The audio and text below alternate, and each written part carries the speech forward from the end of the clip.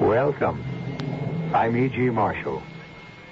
None of us is immune to that old game about people once in the public eye. I suppose you could call it the whatever happened to game. In this case, the woman generally considered the most beautiful and desirable in the world, Marcy Herck. The first accident, of course, was a 10-day wonder. But the second didn't get as much publicity, though it took Marcy into a coma and eventually forever out of sight and out of mind. All right, clear the area. How do they always know, nurse? Disaster hounds, I don't know, Sergeant. They always sniff it out, chase the ambulance if there's anyone in the news. Who is it this time? Marcy Herck. Same old problem. Barbiturate poison? What else? Check the intern. She's in coma. They'll butt over tea kettle all the way downstairs for good measure. Yeah. Know what I thought when I got the call? Let the lady be. I mean, considering that what she's got is a hell of a lot more than any one of us have. That Never Land she keeps trying to get back to sure must be something special.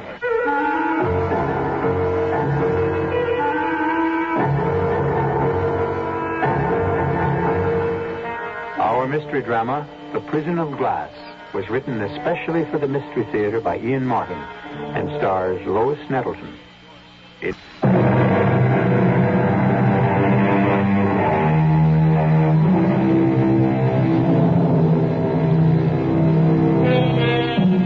Marcy Herck, an American symbol. Blend of Judy Garland and Marilyn Monroe, adored by countless millions, picked by fortune to be the brightest of stars, but confined by the smothering adulation of her fans to life in a goldfish bowl.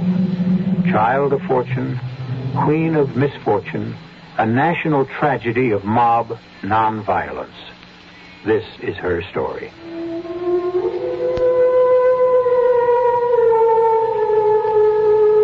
All my life, I dreamed of being here, inside this glass paperweight, with the feathery snow under my feet, and the dark little house with the bright red door beckoning to me to enter it and discover its secrets at last. No more wondering if I could really see a tiny shadow across the window under the eaves, or the handsome, dark face I pretended to myself looked out from the oriel window on the ground floor. Well, now I am here at last. And all I want to do is break out of my glass prison. I want to scream till the glass shatters. So terrible to look out, seeing everything magnified, and knowing that the one possession I love the best has ended up being a prison. I may be shut away in forever.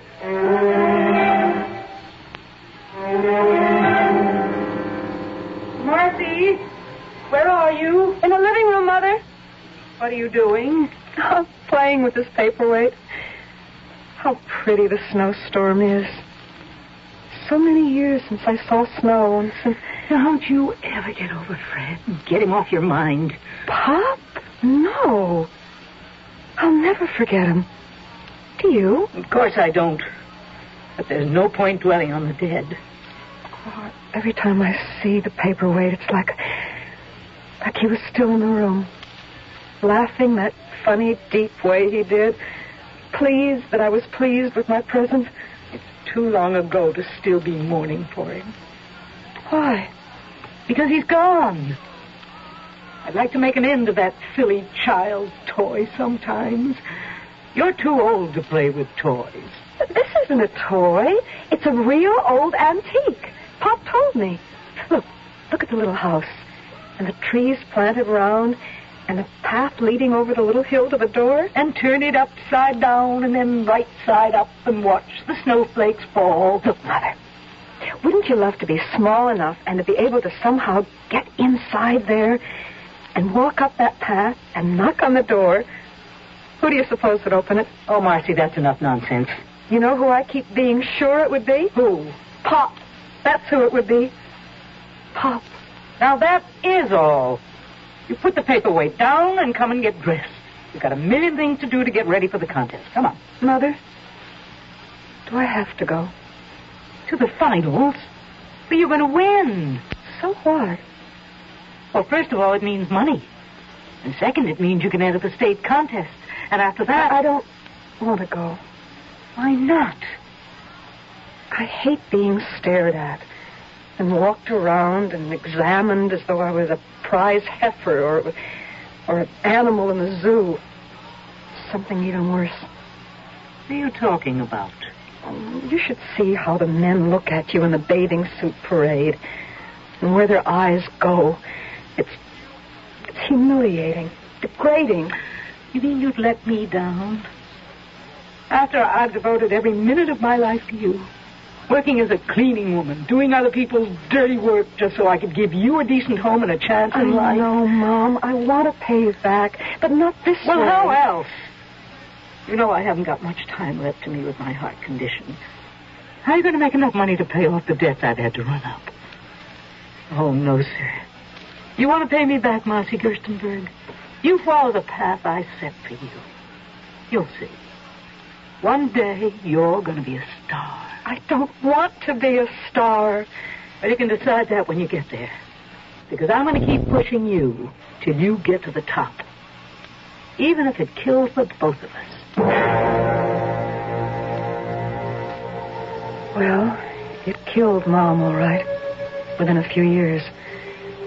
And it killed me, a little bit at a time. The paperweight became a kind of symbol for me. Inside it, I might be safe and private. If the faces were peering in at me there, I could always hide in the soft snow. But there was never a chance to hide. Because even when Mom stopped pushing me and got really sick, there was always someone else. First of all, the man who changed my name, my agent. You know, what is it? Marcy Herck, you're damn right, sent her in. Little Miss Sunday School, what you think she's trying to do to me? Good morning, Dave. Come in and shut the door. What's good about it? Well, we're both alive. Well, if I didn't invest so much time and bread in you already, you wouldn't be for long, sister. I'd break that alabaster neck of yours with my bare hand. Don't be mad. Mad? I'm on my 6th pill this morning. Why'd you stand up Nicholas Sagat for yesterday? The guy's an octopus. I just couldn't take it again. Well, you're not a teenager anymore. You know he's got a part in his picture that can make you. You land this part, do it the way you're told, and we're at the start of the payoff at last. I got an investment in you I want back. Is that all I am to you? A warm body you can peddle? Oh, cut the sarcasm, baby. It's not your style. You got a mother in the hospital who's expensive to maintain. You want to keep her there? Sergey'll never see me now that I stood him up. I fixed it. I had him on the phone 15 minutes this morning. I'd eat plenty crow, but I fixed it. How? Now, wait a minute. If you have any idea now, look, I'm a louse, a hard-nosed son of a gun, but I have some standards. I pulled the little hearts and flowers. I told him you had to go see your mother in the hospital. That's where I was. And I figured. With all you got going for you and a mother who needs you, I don't know what it is that you keep running from. I think you still ought to be seeing a good shrink. No. Well, it's your business, I guess, but do you make the appointment I set up with Sergey today at 2? I guess so. You'd better, because this time, for one reason or another, I'm going to be with you. Meet me at his office 1:45, and wear some lipstick. And a dress that fits tight. Ah, Miss Herck, I'm delighted to meet you again. At last. And Mr. Morgan. Hi, Nick. It really wasn't necessary for you to escort your charming client. She is perfectly safe with me. Marcy has a back-to-back appointment with Multinational for the ingenue lead in the new feature. I'm playing chauffeur for her because her own car's laid up. Oh, I see. Well, then I won't keep you long. Sit down, everyone, please. Thank you. Well, I had forgotten how beautiful you are. What a pity. You mean the part is cast? No. I mean only that your time is so short today. I would have liked to go over the shooting script with you personally. If I can get a copy of the script, I'd be happy to come back and read for you. No. I don't work that way. I mean, I must learn to know the actor. I've had him or her learn to know me. We must establish a rapprochement. No? I mean, it is, as we say, a one-to-one situation, no? However, I'm sure we can let Miss Herck have a scene, a few pages, to give her the the feeling of the part. How soon can we meet again?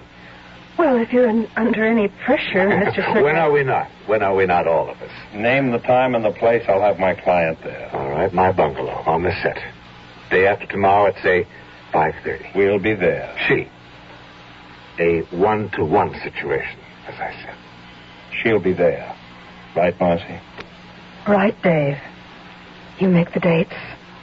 I keep them. I can't blame Dave. Nothing overt was even particularly hinted at. It was a business appointment, it was an exceptional part, and I was an actress. How much of my private self I was willing to surrender for a career was my own business.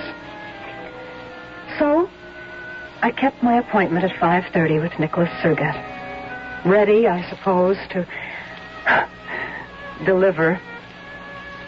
And I received a surprise. What he seemed to be interested in was my talent, whether I was right for the part. We went over the scene again and again, and finally he said... No, it still isn't right. But all the capability is there. The part is yours if you want it. But of course I do. I don't know what to say. As far as the part is concerned, we'll let your agent handle that. But as for us, now that is something else again. Uh-oh. No. Don't jump to the obvious conclusion. Which is true enough, Marcy. I am a man. I'm not a stone. And that's what my contract depends on? Don't be silly. I can have 100 partners more sensual, more practiced, or more perverted than you. For us, there's something different. Isn't there always? Marcy, please grow up. I'm talking of something that I see in you beyond the simple urge of sex. Something that you will communicate to every man as strongly as you do to me. What our final relationship will be is kind of hard to say. I mean, it's compounded of so many things. Director, actress, husband, wife, lover, neophyte. But none of that is important. What is that here and now, I tell you, you will play in my picture. And from it, a star will be born.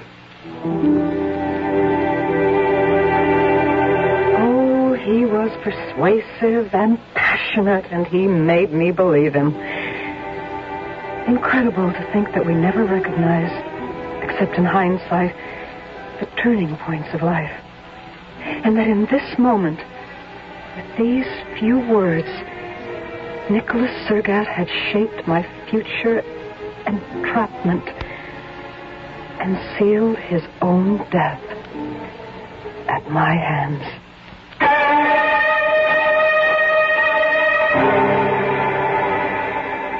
Murder from someone as gentle and dependent as Marcy?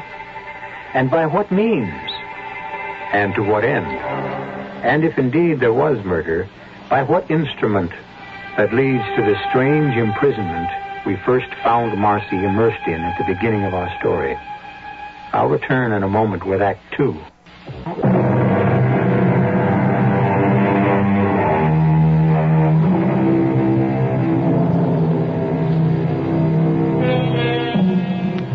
Most of you will be old enough, I imagine, to remember the headlines at the time.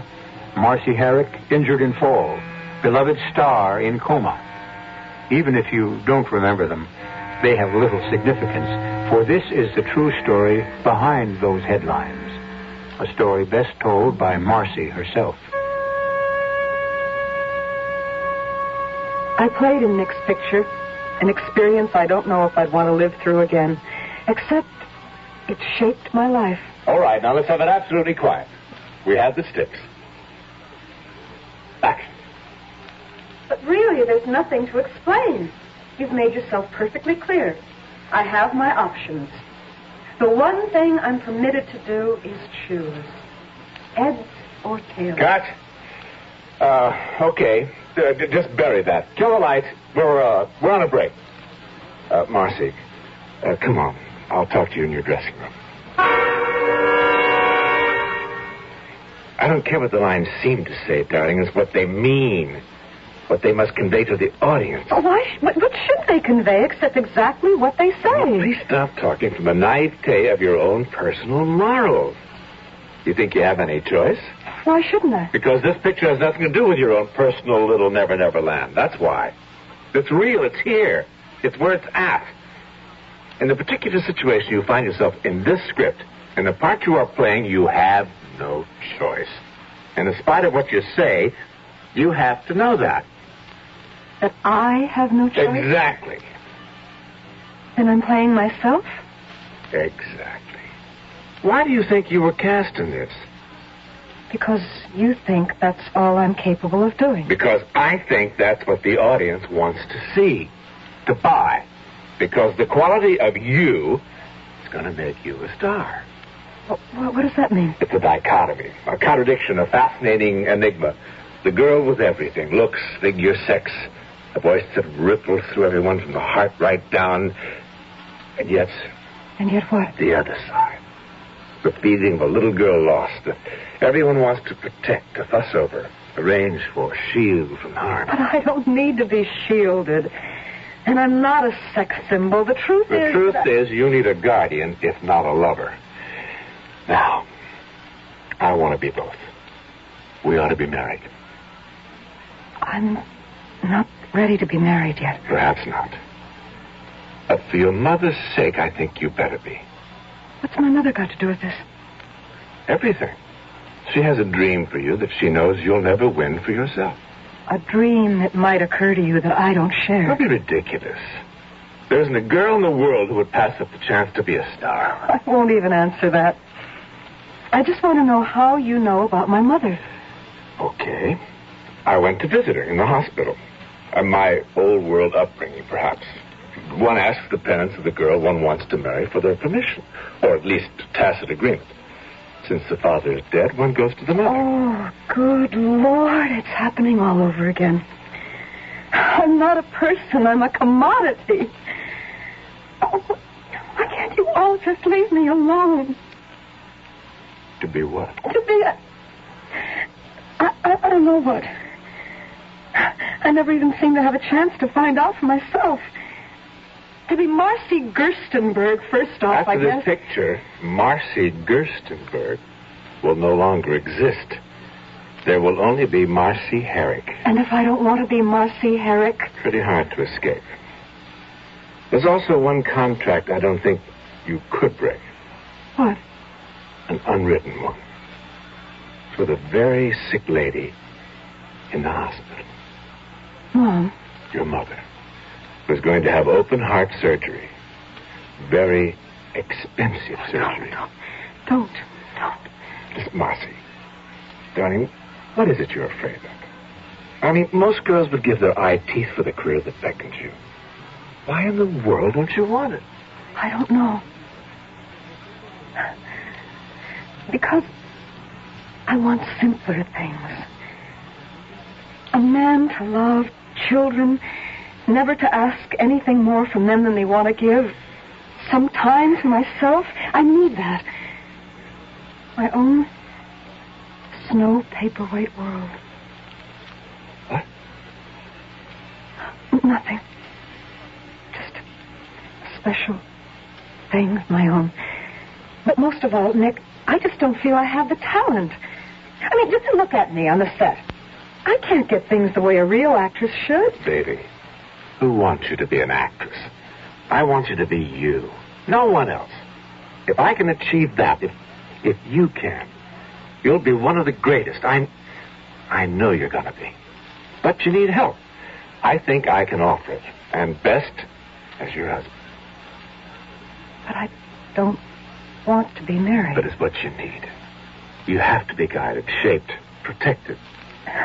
And if I refuse? Well, I might have to make a change in casting. Unfortunately for you, on the production end, there is an escape clause. Among other things, you'd be throwing away a lot of money. A lot of necessary money in your case, because... You don't have to hammer it home. Like my part in the picture, I have no options. Not even heads or tails. Marcy, you missed the point. It's the same option. There's always choice. Win or lose. Before I went to the hospital that night, I sat idly tilting my snowstorm paperweight in my hands, watching the snow, trying to let it calm me as it used to. But not tonight. All I could think of were phrases like caught in a vice, trapped, a squirrel in a cage. And then, without any decisions, I went to see Mother. Marcy? Dave, what are you doing here? Oh, I drop by now and again to say hello. To Mom? Oh, sure. I mean, we go a long way back, her and me, How is she tonight? No use you going in there. They have a, knocked down. She's worse? Well, it's why I hung around. I called you at home, but you'd already left. The doctor's waiting to see you. Why? Marcy, I guess this is it. They're going to have to operate. It was a long operation. Over 6 hours. And Dave sat with me in the waiting room all the way. People talk about a lot of things in the small hours of the night. Not me, but Dave did. And as he talked, I was suddenly seeing him through different eyes, realizing that once in the past, before Dad came along, Mom and he had been quite close. Now, let's get it straight again. Your contract with Nicholas Sagat and his production company only promises to deliver your services as an actress. I know that, Dave, but maybe he's right. If this is what I'm to do, I need someone like him to play Svengali to your Trilby? It doesn't have to be that melodramatic. It doesn't have to be at all. I need money for Mom. Especially if, please, God, she comes through. If it's money, I got it. Well, even if I did borrow from you, Dave, and that's all it could be, it isn't the answer. First off, I'd have no guarantee that I could pay it back, but more important, I need success for Mom to make up to her for all she never had. You still don't have to marry him. I'm sort of an old-fashioned girl. So Nick and I were married, and Tales You Win became a colossal hit, and suddenly it seemed, although it took 2 or 3 years, I was miraculously everything Mom had wanted to be. Damn it, what are you sitting on your rear end there for? Come on, we've got a party to go to. Big deals, big connections. I'm beat tonight, Nick. I can't go anywhere. Well, you're going to go somewhere. The speech is up for grabs. I want it. I need it. Then go alone, darling. What do you need me for? I suppose the curse of my life is naivete. It took Dave to explain that to me later. He was on the way out when he married him. He latched onto you as a meal ticket. He wanted you with him because he needed you. You're all that keeps him alive. What? Oh, baby, he knew he had it in you from the beginning. Sure, he gave you your first chance, but almost from that day on, he's been writing your skirt tales. What are you trying to say? I'm not trying. I'm laying it on the line. Marcy Herck is alive and living well in Hollywood. Nicholas Sagat is dead and owes his existence to you not only now, but pretty near from the first day he met you. You mean that all these years he's been using me? About the size of it, sweetie. Oh, what a fool I've been. Oh, no, wait a minute. You were caught in a nutcrack. No, not anymore. Now that Mama's gone. Okay, Dave. I'll take care of the rest of it. But it wasn't all that simple. Ever since my mother's death, working the heavy schedule I had to face, trying to be a decent wife to a man I thought I owed so much to, other habits had developed. The blessed uppers. Those nice little pills that gave you enough energy to fight through the long days of shooting. And the even more welcome, the lovely pills that let you sleep. And while that sleep was coming, allowed you to slip back to childhood with the snowstorm paperweight in hand, searching for someone going up the path, or for that face that you never could quite see in the window, but which somehow spelled love and all the answers. What are you doing just sitting here, Marcy? Nothing, Nick. Just playing with my favorite toy. That damn paperweight is about the measure of your brain. Let's have a drink. Come on, we should celebrate. What for? I just set you up for a nice new picture. How nice. Do I want to do it? 700,000 net and a percentage of the gross. What's the part? What's the diff? It's duck soup for you. You feed at the same trough? What does that mean? You direct, of course? Of course. If I play? What's all the flack here? What? Just about my playing. What? I don't think I want to do a new picture. I think I'd rather play with this. Oh, that silly toy. I'm telling you, one day I'm going to take it from you. I'm going to smash it. My mother once said that. Yeah, well, she should have gone... as I think I'm going to do right... No. No. Give me. Come on, give me. Don't you touch that. Yeah, Tommy. Go away, you drunken fool. Don't you touch it. Nick, are you all right? Blood. You hit your head on the andiron. Or did I hit you with the paperweight? What? I don't know. I don't know. What have I done? I've killed him.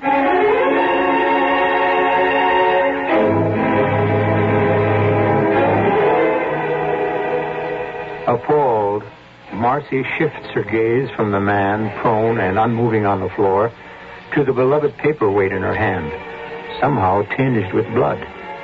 Accident or murder? We don't know yet.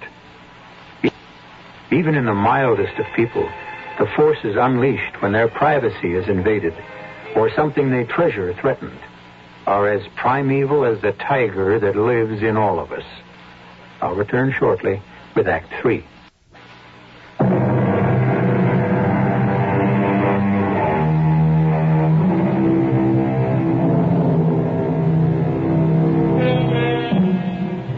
There was no way, of course, of keeping the story out of the papers or off radio and TV. You'll remember what headlines it made for 10 days, until the investigation was over and Marcy was completely exonerated. Officially, that is. Unofficially, the self-declared insiders, the wise and the worldly, the Hollywood rumor factory that never shuts down, knew better. Nick was an anchor around her neck she couldn't get rid of any other way. Good for her. More power to her for having the nerve and for getting away with it. And then there was Marcy herself. I knew all about the talk behind my back. It destroyed me, like the Chinese water torture. Because of all people, I least of all exonerated myself in Nick's death. For years, I'd hated him for what he'd made me do. I'd wanted him dead, wanted to kill him. And that night was a blank in my mind. I went to pieces. Now I wanted to die. There was nothing left for me. The pills. That's all I lived on.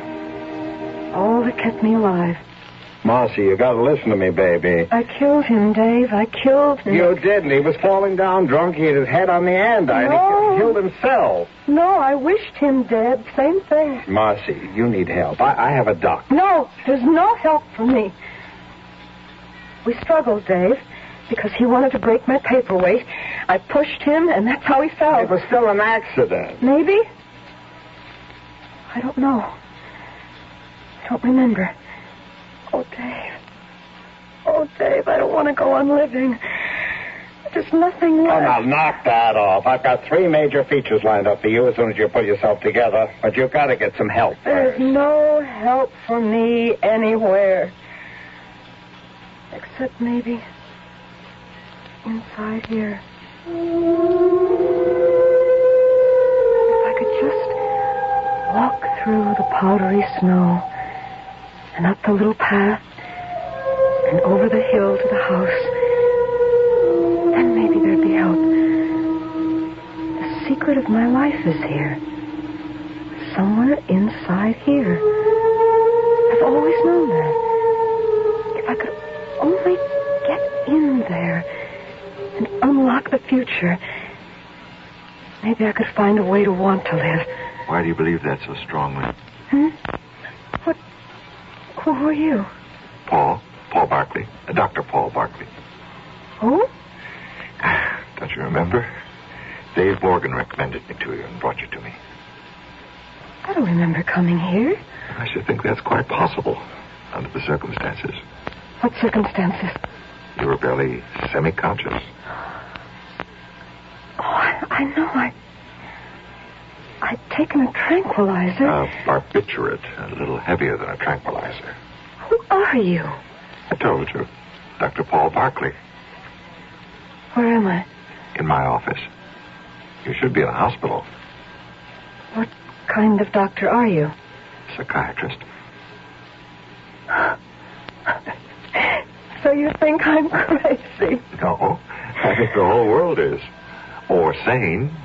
Or somewhere in between. That's the human condition. You sound kind. But I wouldn't go to the hospital. But you would come to see me here? It wouldn't do any good. But you could try. After all, we have met and become acquainted. It isn't as if you're buying a pig in a poke. A pig in... My father used to say that. So did mine. That gives us something in common. You liked your father, didn't you? Oh, yes. Didn't you yours? Oh, yeah, we got along just fine. Still do. Oh, you're so lucky. Mine is... A long, long time ago. Not for me. It always seems just like yesterday. I'm sorry. Why did you love your father so much? Oh, he sort of didn't care.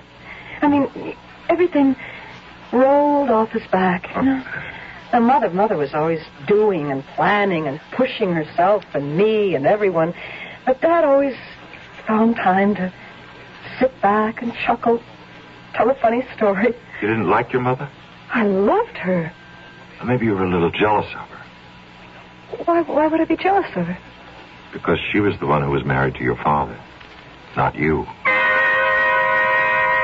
The paperweight isn't an obsession with me. I just love it because... Because what? Because it was the last present he ever gave me. And all this stuff about wanting to lose yourself inside it. Oh, I don't know. I don't know. I think it's because when I became famous, I felt I was living in a goldfish bowl. There was no place to hide.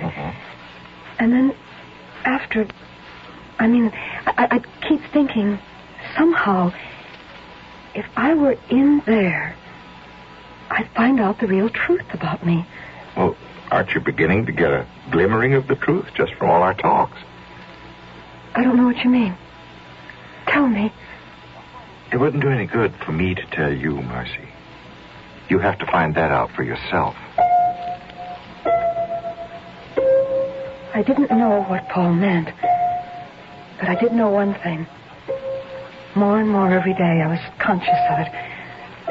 For the first time in my adult life, I was in love. I was hopelessly, deeply in love with Paul Barkley. Something I don't think he could know. Or would be talking about. You've got to be kidding, Paul. I wish I were. No, but just when you're really beginning to help her, get her back to herself. I've got to disqualify myself now. It's too dangerous. Just because Marcy's fallen in love with you? Isn't that part of the whole analysis picture? The transference of love, hate. The psychoanalyst takes the place of the, well, in this case, the father. Sure, that's one thing that happened. Be expected. One reason I have to bow out. Well, I don't get it. All right. I'll put it as simply as possible. In this case, I can no longer be objective or handle it.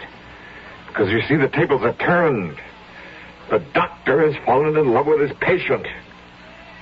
Well, but don't worry, Dave. I have the best men in the business ready to take over. The only trouble was I didn't want the best men in the business. I wanted Paul.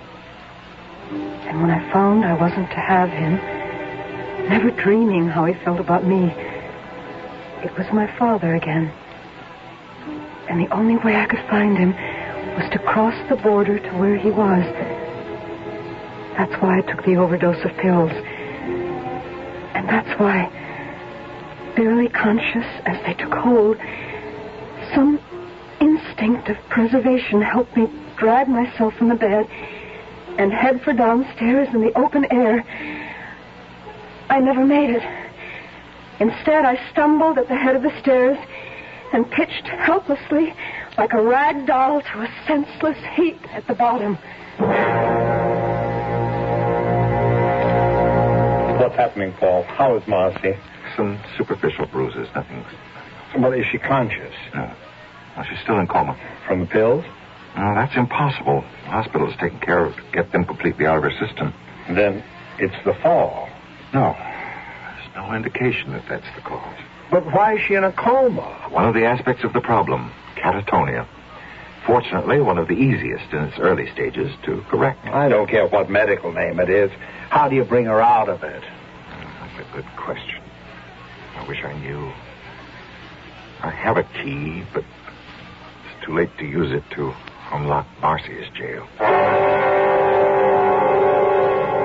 When I first found myself locked inside the glass paperweight, I had no fear, only a surging sense of joy that at last I was where I wanted to be. I hurried up the path through the gently falling snow, which was warm and almost tickled like feathers, to knock on the little red door. Who is it? Wait a minute. Yeah? Pop! Who are you? Marcy! It's been a long time. I don't remember so long. Oh, you couldn't forget me. We were so close, Pop. You and me. So close. The only thing close to me, Bright Eyes, is this little model. Or the next one. Or the next one after that. You mean I just made you up? The way I wanted you to be? Not the way you were at all. Maybe. What's the difference? That's your problem. Thanks. For what? For telling me. For waking me up.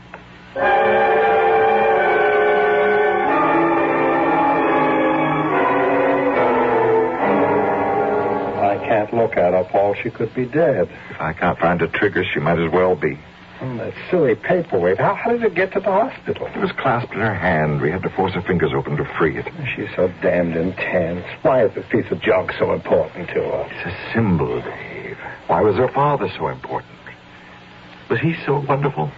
Jack Gerstenberg? The jerk of the world. Sober, he was a lump of clay. With some drinks in him, he was always on. Life of the party. Funny, for sure. Appealing. The women went for him, but he was a paste-up man. Not a human feeling in his whole lousy, non-existent soul. Then why did Marcy set so much store in him? And in this present? Oh, I don't know. Maybe because it's the one thing he ever gave her in his entire life. And for this nothing, someone like her has to be destroyed? Oh, damn him and damn this silly thing. Somebody ought to have got rid of it long ago. Oh. I must be out of my mind. Why would I do a thing like that? Maybe because the man upstairs, if there is one, put it in your mind. Look. Oh, Paul. Oh, Marcy. Paul, where are you? Marcy. I need you. I'm right here, Marcy. Right where you can touch and feel me. Oh, don't go away. Please. Don't you ever worry. I'll never be farther from you than a whisper can carry.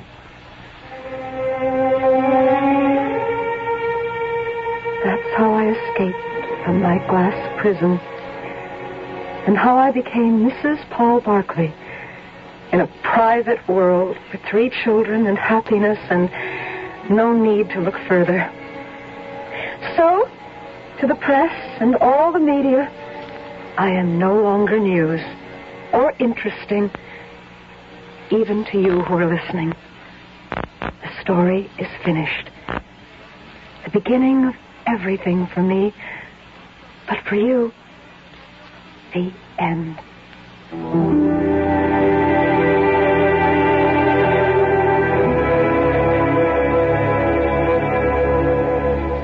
There's your answer to whatever happened to Marcy Herck. This time, I'm as happy to tell you as I am happy with the answer. One further thing to add, but after I return shortly.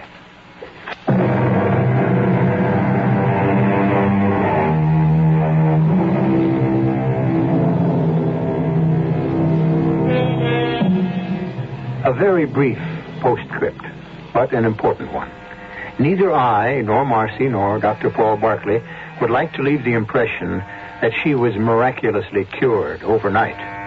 The ravages of the mind must be mended as carefully as those of the body, but with time, care, and equal devotion from patient and doctor, more and more of them, as we advance, even in adversity, can be and are.